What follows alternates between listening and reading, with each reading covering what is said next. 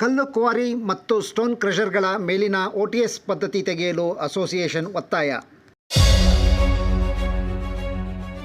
ರಾಜ್ಯದಲ್ಲಿ ಕಲ್ಲುಗಣಿ ಮತ್ತು ಸ್ಟೋನ್ ಕ್ರಷರ್ಗಳಿಗೆ ವಿಧಿಸಿರುವ ಕಠಿಣ ನಿಯಮಗಳನ್ನು ಸರಳಗೊಳಿಸಬೇಕು.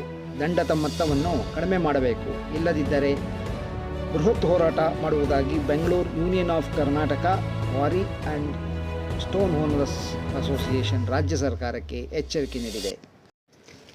ಮುಂದಿನ ತಿಂಗಳಿಂದ ಎಲ್ಲ ಕಲ್ಲು ಗಣಿಗಾರಿಕೆ ಮತ್ತು ಸ್ಟೋನ್ ಕ್ರಷರ್ಗಳನ್ನು ಅನಿರ್ದಿಷ್ಟ ಅವಧಿಗೆ ಬಂದ್ ಮಾಡುವ ಕುರಿತು ಉಗ್ರ ಹೋರಾಟ ಮಾಡಲಾಗುವುದು ಎಂದು ಅಸೋಸಿಯೇಷನ್ ಅಧ್ಯಕ್ಷ ಡಿ ಸಿದ್ದರಾಜ್ ಪತ್ರಿಕಾಗೋಷ್ಠಿಯಲ್ಲಿ ಸೋಮವಾರ ಎಚ್ಚರಿಸಿದ್ದಾರೆ.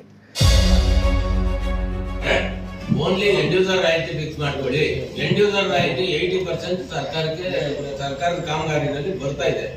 ಏನ್ ಇದರಲ್ಲಿ ಪ್ರಾಬ್ಲಮ್ಸ್ ಏನು ಅಂತಂದ್ರೆ ನಮ್ಮ ಮುಂದೆ ಹೇಳ್ತಾ ಇದ್ದೀವಿ. ವರ್ಕ್ ರಾಜ್ಯದಲ್ಲಿ ಇರ್ತಕ್ಕಂಥ ವರ್ಕ್ ಕ್ವಾಂಟಿಟಿಗೂ ಈಸಿ ಕ್ವಾಂಟಿಟಿಗೂ ಟ್ಯಾಲಿ ಇಲ್ಲ. ಯಾವ್ದಿಲ್ಲ ನಂದು ಹೆಚ್ಚಿನ ಈಸಿ ಇಲ್ಲ. ಆದ್ರೂ ರಾಜಧಾನ ಸರ್ಕಾರಕ್ಕೆ ಬರ್ತಾ ಇದೆ. ಇಲ್ಲಿಗಲ್ ಆದ್ರೂ ಸರ್ಕಾರಕ್ಕೆ 200 ಕೋಟಿ ಟನ್ನು ಅಷ್ಟೇ. ಯಾಕಂದ್ರೆ ಎನ್ವೈರನ್ಮೆಂಟಲ್ ಕಮಿಟಿ ಅಂತ ಒಂದು ಮಾಡಿದ್ದಾರೆ. ಅವರು ನಾವು ಎಷ್ಟು ಖನಿಜನ ಉತ್ಪಾದನೆ ಮಾಡಬೇಕು ಅಂತ ಹೇಳಿ ರೆಗ್ಯುಲೇಟ್ ಮಾಡುತ್ತೆ ಈ ಅಥಾರಿಟಿ. ಅದನ್ನ ರೆಗ್ಯುಲೇಟ್ ಮಾಡಿ ಒಬ್ಬೊಬ್ಬ ಕ್ವಾರಿ ಓನರ್ಗೂ ನೀನು ಇಷ್ಟು ಟನ್ ಇಷ್ಟು ಲಕ್ಷ ಟನ್ ತೆಗಿ ಇಷ್ಟು ಲಕ್ಷ ಟನ್ ತೆಗಿ ಅಂತ ಅವರೇ ನಿಗದಿಪಡಿಸ್ತಾರೆ. It's a central government organised rule.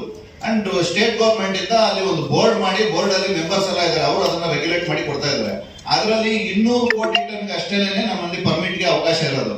ನಮ್ಮ ರಾಜ್ಯದ ಪ್ರಗತಿಗೆ ಬೇಕಾಗಿರೋದು 600 ಮಿಲಿಯನ್ ಮೆಟ್ರಿಕ್ ಟನ್. ಹಂಗಾಗಿ ಇನ್ನು 400 ಮಿಲಿಯನ್ ಮೆಟ್ರಿಕ್ ಟನ್ ರೈಟ್ ತಗೊಂತ ಇದ್ದಾರೆ ನಾವು ಎಕ್ಸ್ಟ್ರಾ. ಹೌದು, ಆದ್ರೆ ಅದು ಇದ್ರ ಪ್ರಕಾರ ಇಲ್ಲ, ಸಂಭಾವನೆ ಇಲ್ಲ.